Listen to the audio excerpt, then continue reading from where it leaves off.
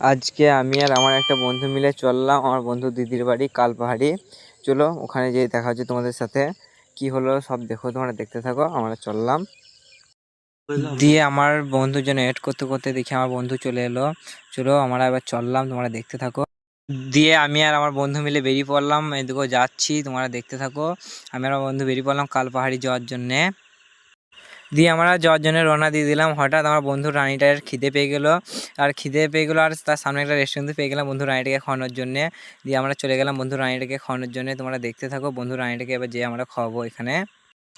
Finally আমার বন্ধু রানীটাকে খাইয়ে দিলাম, এদিকেও খাওয়াচ্ছি বন্ধু রানীটাকে। ফাইনালি গাইস আমার বন্ধুর রানীটাকে খাইয়ে দিলাম, দিয়ে আমরা আবার যেতে শুরু করলাম বন্ধুর দিদির বাড়ি। চলো ওখানে গিয়ে দেখা হচ্ছে তোমাদের সাথে, তোমরা দেখতে থাকো ভিডিওটা। তো দেখতে দেখতে আমরা চলে এলাম বন্ধুর দিদির বাড়ি গ্রামের রাস্তাতে। চলো এবার বন্ধুর দিদির বাড়ি যাওয়া যাক। আর রাস্তা যা খারাপ ছিল কি বলবো তোমাদেরকে। দিয়ে ফাইনালি চলে গেলাম দিদির বাড়ি, আর গেতেই দেখি দিদি আমাদের জন্য ওয়েট করছিল দাঁড়িয়ে থেকে গেটের সামনে। দিয়ে দিদি বাড়ি দিয়ে ডাকলো, কিছুক্ষণ দিদির সাথে দেখা করলাম। দিদি তো জানতো না আমি রোজা আছি, দিয়ে মানে দিদি খাবারে সব ব্যবস্থা করে রেখেছিল, কিন্তু আমি রোজা ছিলাম। দিয়ে আবার চলে এলাম বাড়ি আমার। দিয়ে আমরা বাড়ি আসার জন্য রওনা দিয়ে দিলাম আমি আমার বন্ধু মিলে। চলো দেখা হচ্ছে নেক্সট ভিডিওতে। আল্লাহ হাফেজ, সবাই ভালো থেকো, আর সবাই একটু করে সাপোর্ট করো প্লিজ।